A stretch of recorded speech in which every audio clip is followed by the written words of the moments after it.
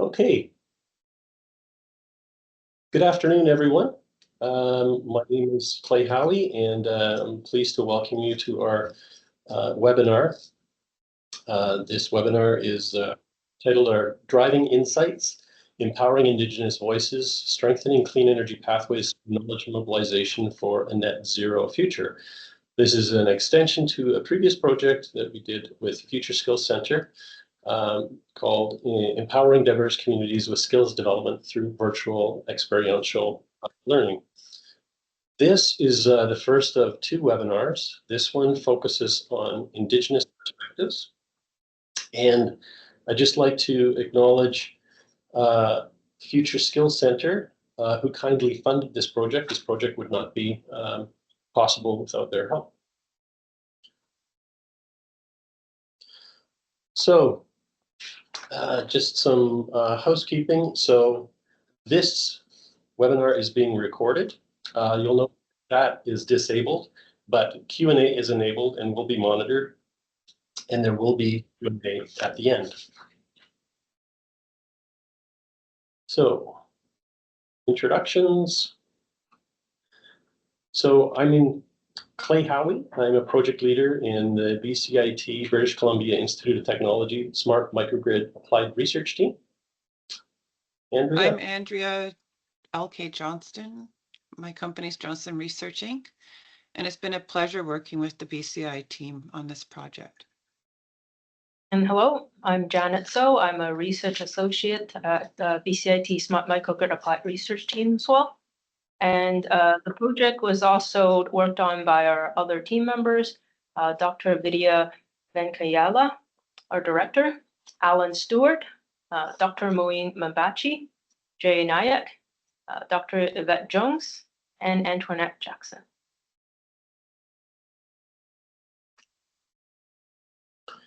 So the British Columbia Institute Technology is grateful to be located on the unceded traditional territories of the Coast Salish nations of the Musqueam, Squamish, and Tsleil-Waututh.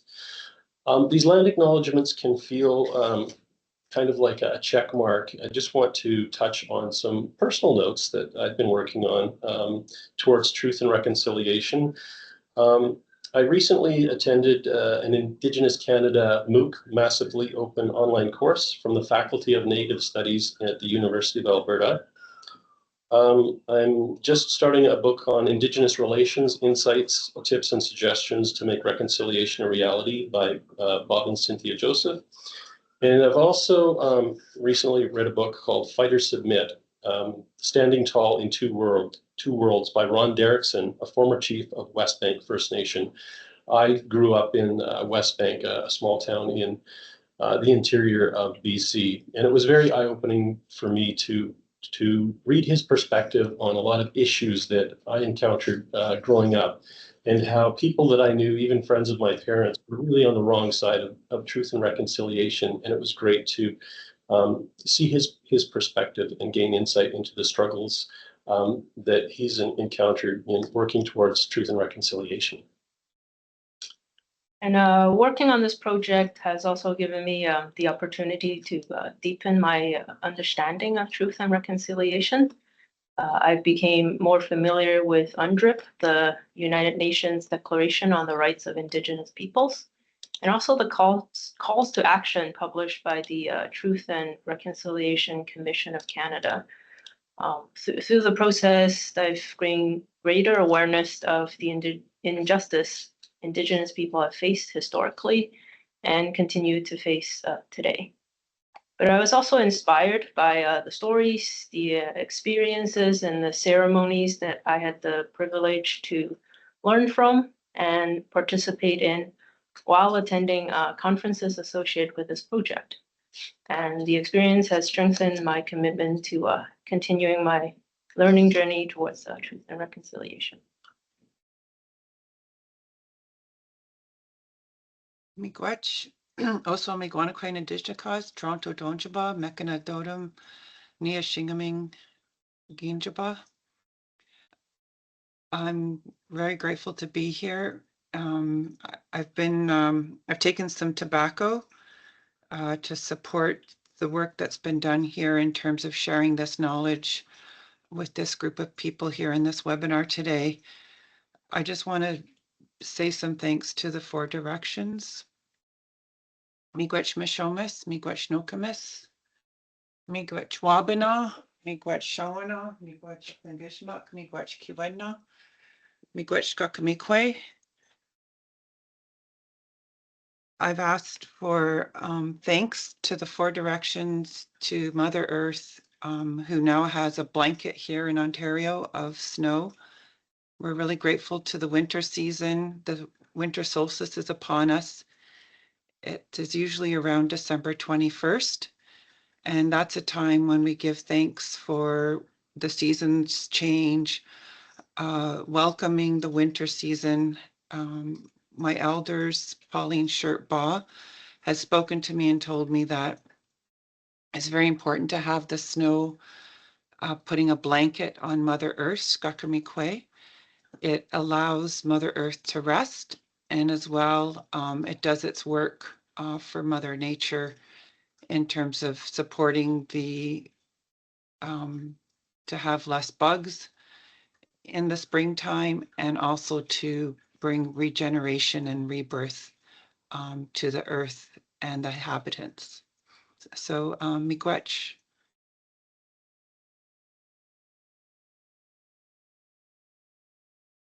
Thank you, Andrea. Just a bit of background on the project. This project aims to help build better pathways for Indigenous communities to participate in the clean energy sector. We seek to better understand what skills are needed by clean energy employers and electric utilities, and identify barriers faced by Indigenous communities in transitioning to a net zero economy. And we also seek to promote awareness through knowledge dissemination activities like this webinar. So the methodology for gathering data, we attended conferences and events. We attended the Assembly of First Nations National Natural Resource Forum here in Vancouver. We attended the Renewables in Remote Communities Conference in Whitehorse, Yukon. The photo there was taken at that conference. We attended Clean Energy BC's Generate 2025 conference.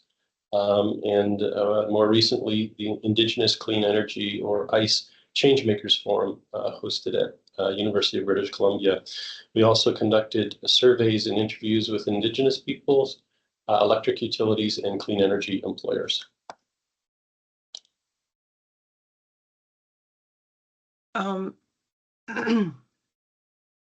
During the analysis process, we really took note to listen and learn from the experiences and knowledge that was shared with us during the interview process. The interviews and surveys were reorganized into 12 thematic sections tied to the key questions. Data from different sources, voices, and survey responses were grouped by meaning, not just file order. Patterns were identified through repeated ideas and cross-checks in academic and journalistic literature. And each section blends lived experience and real-world references to show how local stories fit broader trends. And I would just note that during the interview process, there were many times that the interviewees, Indigenous community members, said that they liked the questions. They enjoyed taking the time to participate. And as well, they commented on how the questions reflected upon their thinking and their experiences, and in terms of supporting their actions that they want to take forward for clean energy. In terms of the themes, the first theme, energy, land, and sovereignty. For Indigenous communities, energy is not just infrastructure. It's tied to land, identity, governance, and future generations. Communities pursue renewables to achieve energy sovereignty and create local sustainable economic opportunities. Diesel grids and emerging renewables all sit inside the bigger story of self-determination and cultural survival. Clean energy becomes a path for healing from colonial harms and asserting control over energy that belongs to us. The next theme, current energy systems, diesel grids and early renewables. Remote and northern communities still rely heavily on diesel with high cost and winter roads logistics. Some of these, of these comments are very packed, and later on in this presentation, we'll be talking about the data that was collected from each interview question, and it'll give more understanding to these issues, particularly this bullet point. It's a lot of information packed in here, but essentially because of ice roads in the winter, getting diesel into the communities in the north, the costs can be driven quite high and very taxing on the communities. Grid-connected communities benefit from more stability, but face outages and rate inequalities. Solar hybrid systems and community-led renewables are emerging to reduce dependence on fossil fuels. A lot of the interviewers did favor looking at solar projects, but of course there's an array of methods to develop clean energy in communities. Supply system mapped directly onto independence. Costs can be very taxing on communities. One of the interviewees in particular said that it could be 2/3 of their available budget that would be required to support a clean energy project. Climate impacts and cultural well-being are also considered. Trust, free, prior, informed consent, and utility relationships. Many communities feel like customers, not partners, reflecting historical exclusion from decisions. This is not uncommon. This is definitely felt in many different areas across the country. Trust grows where utilities and government respect rights, equity, and community voice, not just service delivery. Going beyond service delivery is a huge challenge for government, but it is something that a lot of communities are addressing and having these conversations with governments and utilities moving forward. Free, prior, informed consent is key. Projects on Indigenous lands must be co-decided, not imposed. Shared governance, co-ownership, and transparent communication slowly rebuild trust over time. Another theme, skills and capacity for clean energy leadership. Communities need practical skills. They need skills in solar installation, skills in electrical safety, skills in project management, and also in particular grant writing. Another interviewee mentioned how a lot of the times when you get into these special projects, accessing particular pots of funding, it can be very challenging for those communities that are not strength-based in grant writing. And that should also be taken into consideration moving forward. Gaps in early math and science education and limited apprenticeships block people from technical careers. We'll hear this repeatedly in this presentation that starting with the youth in high school is seen as a strength-based approach. Mentorship and partnership models that respect Indigenous knowledge are crucial for growing local experts. Skills are about more than technical tasks. They support leadership, sovereignty, and long-term project control. Another theme, culturally grounded training. Training should look like who we are. Culturally relevant training is land-based. This is not common. A lot of training happens and it does not happen on the land. So This is a very significant consideration that should be implemented. Training needs to be relational and guided by elders and local knowledge holders. It blends ceremony, community protocol, stories, and hands-on learning with technical skills. Colonial classroom-only models feel disconnected from lived experience and identity. It's a huge challenge to address this colonial classroom-only model. That was actually a huge driver for this research project. And we do feel like we have explored a lot of different areas that can improve upon this kind of approach. When training reflects culture, it builds confidence, ownership, and long-term engagement in clean energy. And I'll just note that all of the interview respondents were eager to see clean energy projects happening in their communities. Digital divide and training infrastructure. Digital literacy ranges from highly skilled users to community members who never use computers and speak only the local language. Limited internet devices and training spaces make online courses hard to access. And again, you can pretty much guess that older generation persons would have less experience with computers, whereas young ones are basically born with soothers in their mouth that are computer-based. But as well, the internet connectivity is an ongoing challenge. Computers are not part of the culture for many elders and adults, so training must offer online and in-person options. True access requires internet, tools, transportation, and localized digital support, not just online links. Another theme, readiness rooted in culture and resilience. Readiness is not just technical, it's grounded in cultural motivation, leadership vision, and climate urgency. And one thing we need to caution with Indigenous communities is this area of motivation and leadership. It is time sensitive.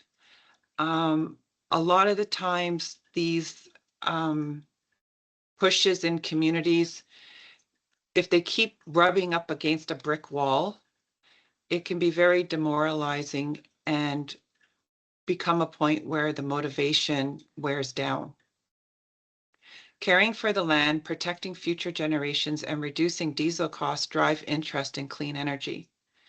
Communities have always adopted. You can say that Indigenous culture is always growing and expanding. This is true.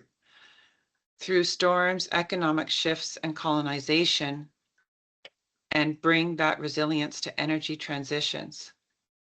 Youth engagement and intergenerational knowledge sharing are central to being ready for clean energy. Barriers, capacity cost to colonization. One or two energy champions often carry everything: grant writing, coordination, technical learning, and reporting. And I want to caution this idea of champions. A lot of Indigenous people are asked to be champions, but they're asked to be champions to many different organizations at the same time. And so we need to look at how we can support these champions. High upfront costs, complex permitting, and slow approvals delay or block projects.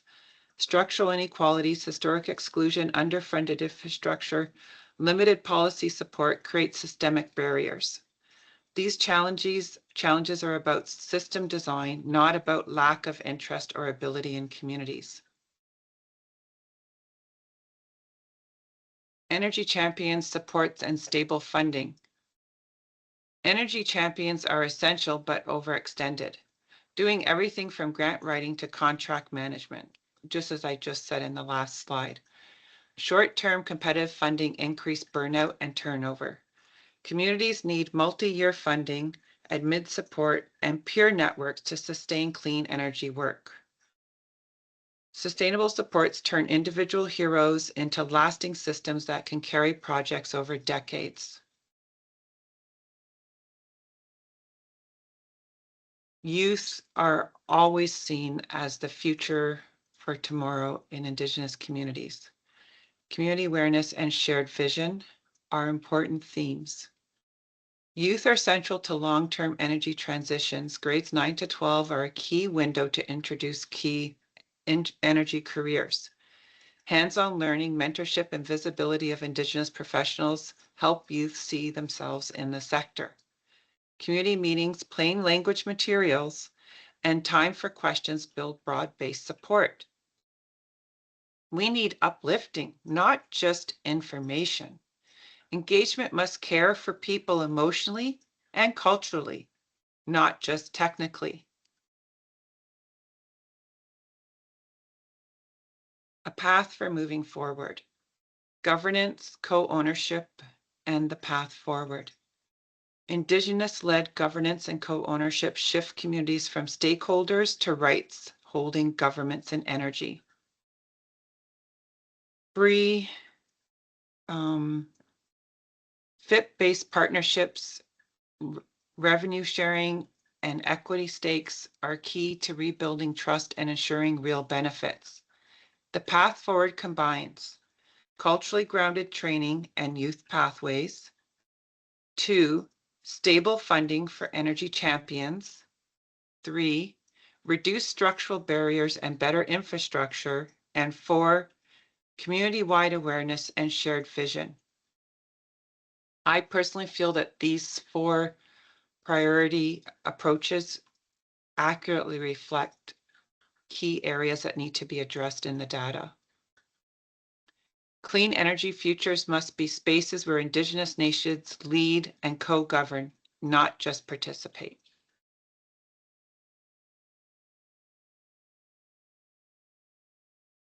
Thank you, Andrea. So I'm now going to share a little bit from the survey data that supported the themes that Andrea presented. We conducted an online survey that was intended to engage Indigenous communities. The survey was shared with our contacts that we made at the various conferences. Additionally, it was posted on the Facebook platform, which we learned that is a fairly popular social media platform in Indigenous communities.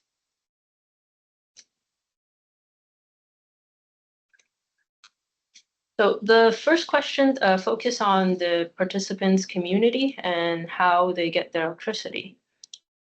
About a quarter of the respondents are from remote communities, with about roughly 1/3 of those living off-grid and the remainder connected to the electric grid. Nearly half of the respondents stated they're from rural areas, with all but one being grid connected. About 22% lived in urban grid-connected areas, and finally 5% indicated they did not know or prefer not to say.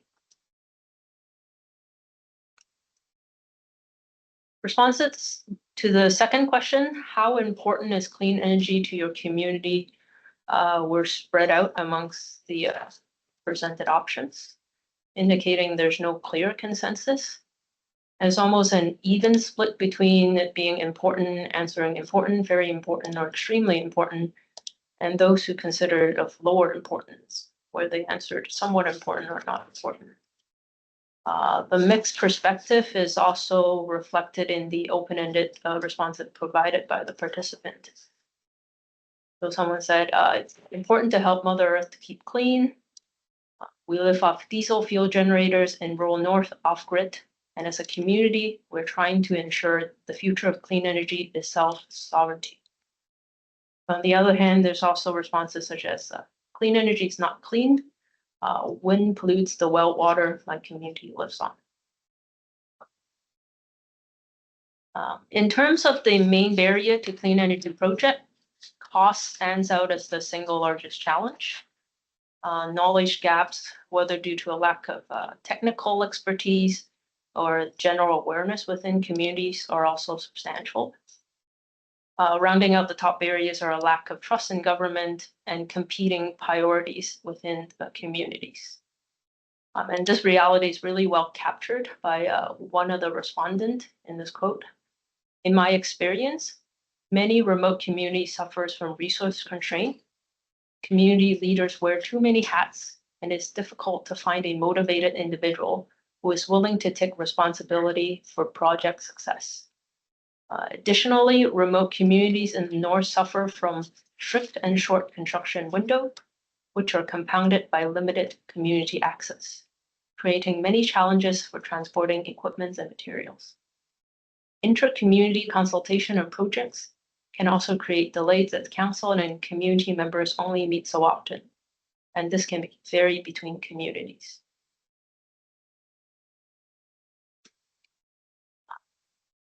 Interest in clean energy related careers appear evenly split between those who are interested and those who are not. Among the respondents who find such career appealing, the leading motivator is the potential for energy independence within their community. Other reasons such as good job opportunities, contributing to the fight against climate change, and aligning with personal and cultural values follows closely. There were also a few respondents that stated they've already retired and are not interested in a career at all. The biggest barrier to pursuing clean energy careers were identified as access to and the cost of training.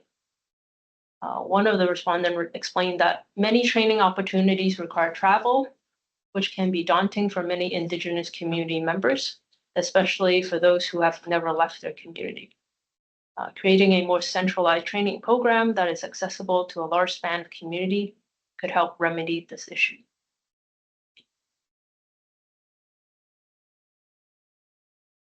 On the job training and in-person in-community training are the preferred method of training delivery.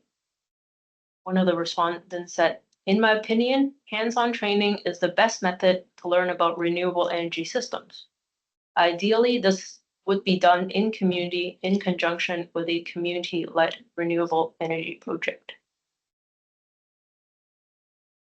And at the end of the survey, we had an open-ended question for any additional comments, and we wanted to share a few of them here. So many communities across Canada are unique from the landscape, culture, and its people.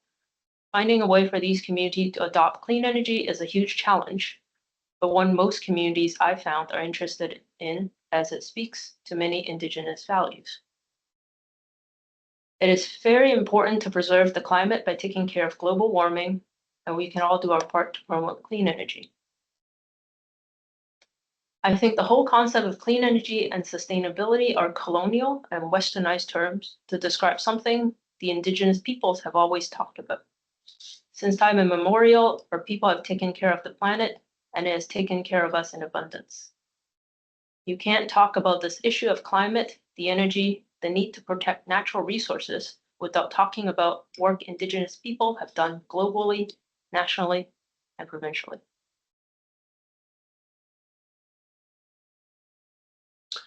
Thanks, Andrea. I'm going to touch on some of the interview data that we collected. This is by no means an in-depth discussion of all of the data because there's lots of it, but these are parts that have been cherry-picked from the interview data. So we asked, one of the first questions was, how is the energy in your community supplied? And of course, the answers varied greatly by community.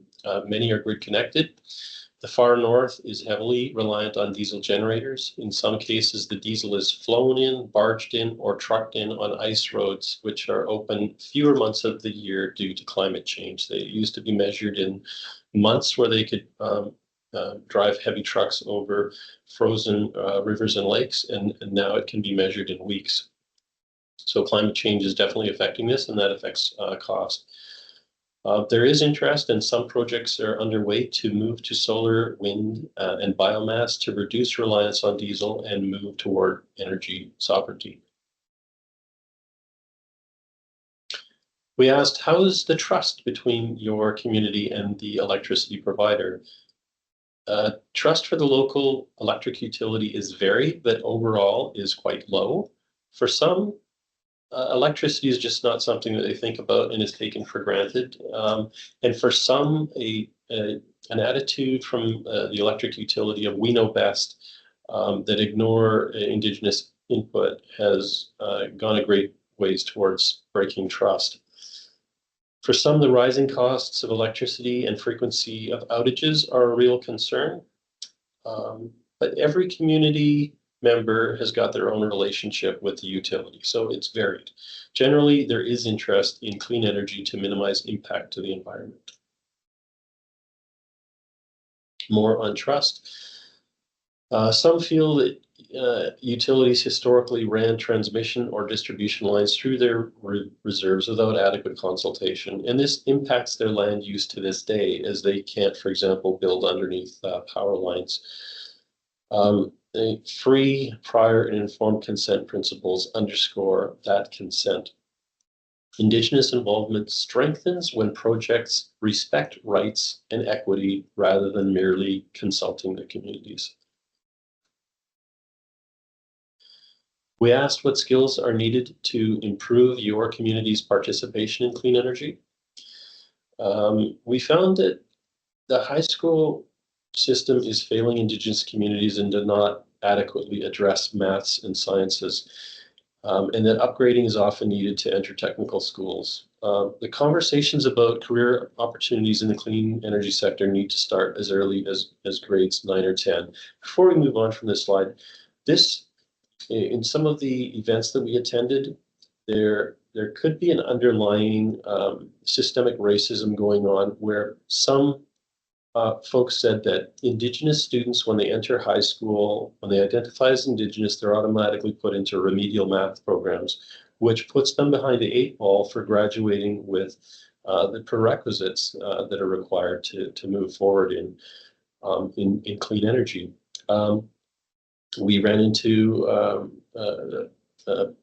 an Indigenous person who was concerned because her son wanted to pursue a career in clean energy and didn't have the prerequisites that was required by the employer, namely a physics 12 and a math 12 course.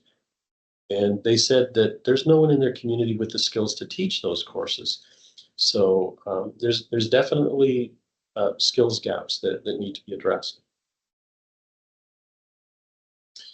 We asked, what does culturally relevant training mean to you? Here are some of the responses. Education needs to be culturally relevant and embrace Indigenous ways of learning. Many felt that education needs to be more hands-on, less colonial, and connected with land, water, and air. We spoke to someone who had taken an electrical engineering course and described it, it's at the bottom here. They described it as the most colonial experience of their life. So we need to make training less colonial, more accessible to Indigenous learners. In-person training is generally preferred to online, but younger generations are more open to online. And training should at least start with a traditional opening, perhaps by elder, and initial classes should be in person, and then possibly could transition to online. We asked, how would you rate the digital literacy of your community? And this could be all over the board. Generally, the younger generation has good digital literacy. Andrea spoke about this. Older people tend to struggle with technology. And in some remote communities, people only speak the local language and never use a computer. So that's a barrier. A balance is required. Some things can't be done online and need to be done in the field. Some Indigenous communities do not have a good internet connection, or it is unreliable, which makes distance learning a challenge. We asked, what do you feel makes your community unique for education needs and priorities? And every community is unique and has unique education needs and priorities. There's no one size fits all for this. Some older people are stuck in their ways, fearful of change, and are fine with the way things are. Younger people tend to be more keen to accept change. Education needs are always a priority for communities to overcome fear of change and make well-informed decisions on new projects. We asked, what are examples of important knowledge, values, and traditions in your Indigenous community? Responses included ceremonies around cleansing and preservation of water, land-based connections to ceremonies, hunting, gathering, and harvesting, and learning through storytelling. This came up over and over again. And one of the quotes is, "We are story people, it's who we are." We asked what barriers need to be removed for your Indigenous community to build, maintain, and operate clean energy. Responses included capacity. This has come up over and over. A few people in the community are doing everything and simply can't do more. There's funding and competition with other communities. So when a funding opportunity comes up, they can be competing with other Indigenous communities. And more wealthy communities can be better positioned to write the proposals and grant applications that are required, and less wealthy communities can get left behind. So there can be a gap widening.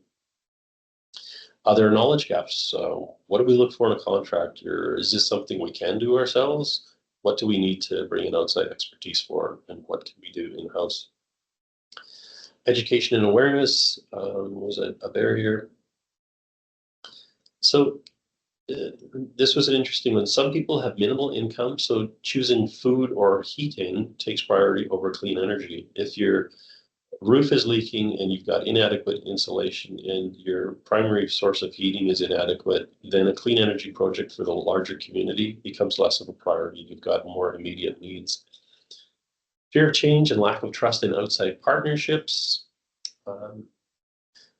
Need for training for operations and maintenance. They can't rely on someone 3 hours away. So building a project is fine, but they may also need skills development in how to operate and maintain it. Training, but people may not have the prerequisites, as I already covered in a previous slide.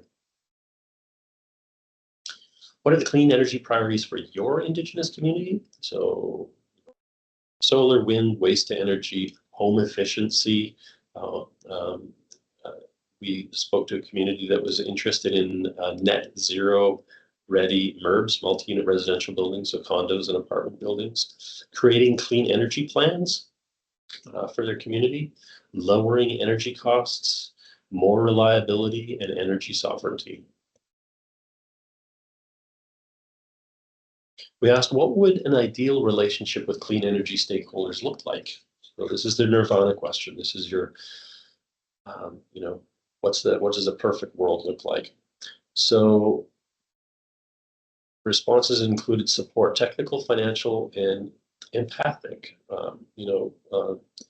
I did this, and so can you. So, they needed some emotional support in this too. Assistance with operation and maintenance came up again. Transparency, education, and shared values of land stewardship. Having young people at the table. A lot of people brought that up. Working together toward energy sovereignty. So not feeling like they're in it alone, but had a real partner. Not being reliant on a long power line. And one where stakeholders understand Indigenous sovereignty, free, prior, and informed consent, and OCAP, which is ownership, control, access, and possession.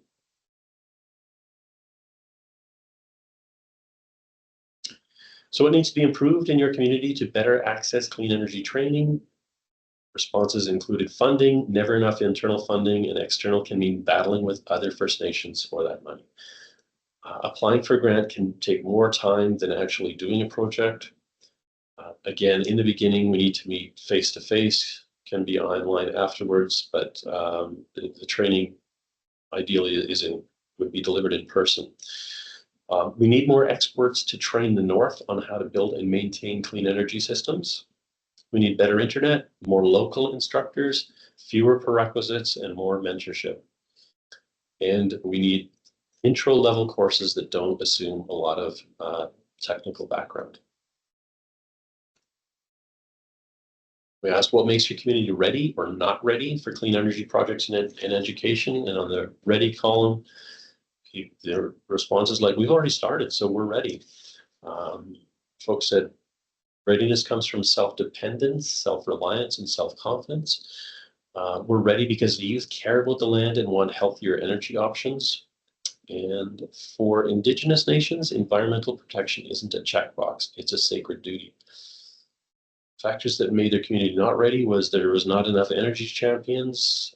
They need to be educated, teach us. And people don't have the confidence to move forward yet.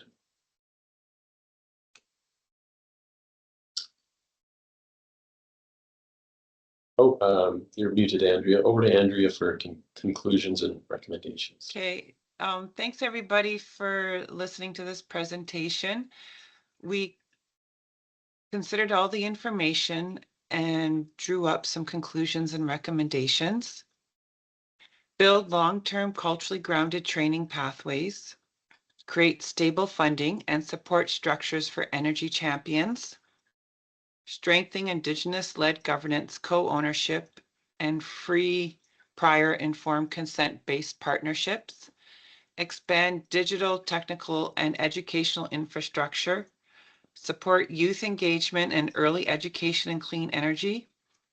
Reduce structural and regulatory barriers to Indigenous clean energy, and enhance community-wide awareness and involvement.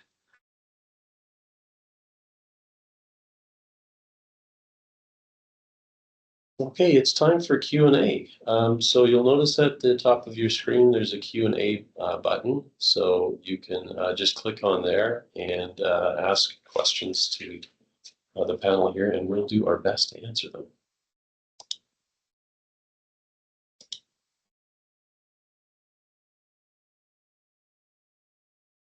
Wait a few minutes for questions to come in.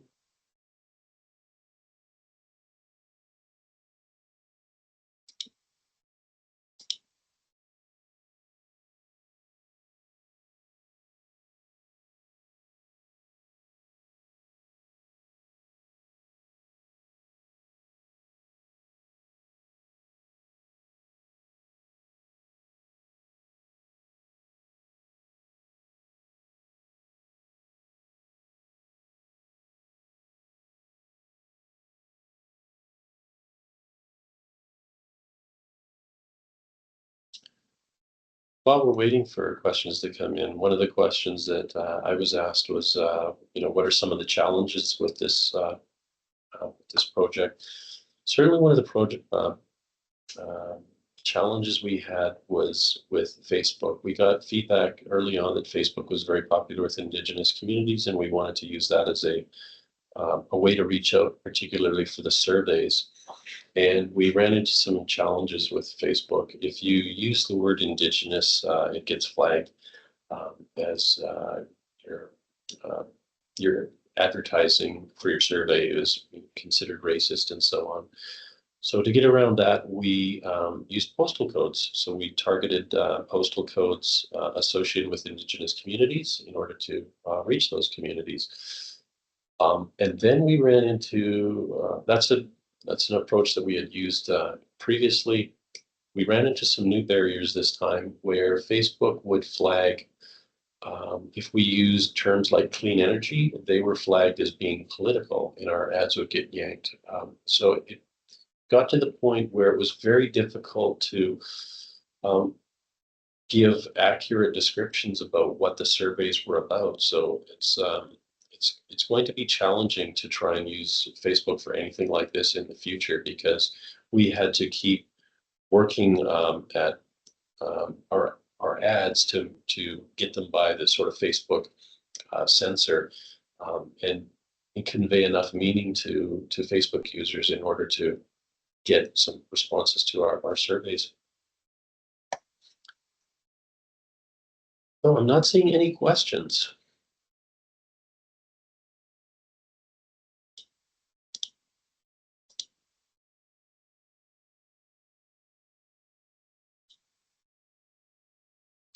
Well, There's one. oh, Really interesting project. Thanks for the presentation. I missed part of the presentation, but you'll be sharing these learning with clean energy groups / networks. good question. Yes, we're going to be sharing these where the primary is through FSC, but we are also going to be sharing our final reports. We're recording this session right now, and we plan to make those available. Not sure exactly how we're going to be doing that, but we'll talk with FSC and see if they can post them on their website. And we can also make these slides available to attendees.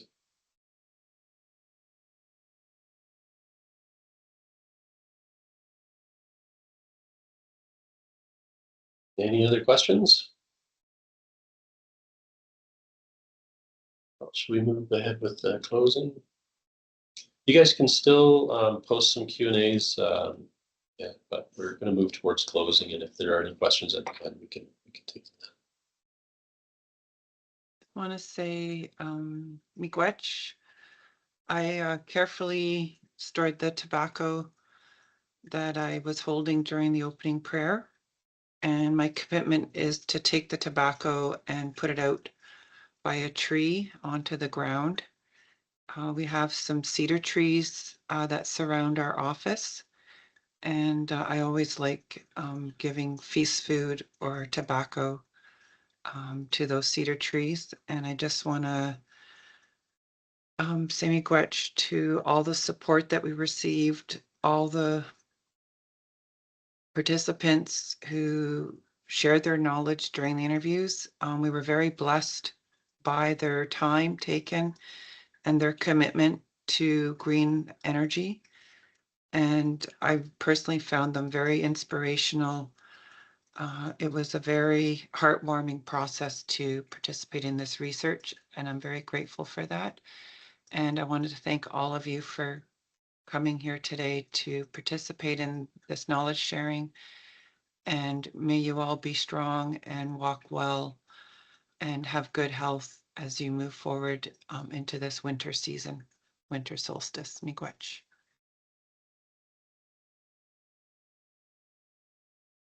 Thank you, Andrea. I want to echo those sentiments. We really thank everyone who has contributed to this project, survey respondents, folks we've interviewed, the folks who put on the conferences that we were able to attend.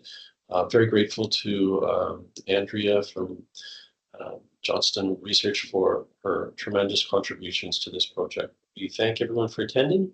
And if you have any further questions, you can send me an email. My email is on the screen right now. And once again, we want to thank Future Skills Center for providing us the opportunity to do this project. They're the funder. Thanks, everyone, and we wish you happy holidays.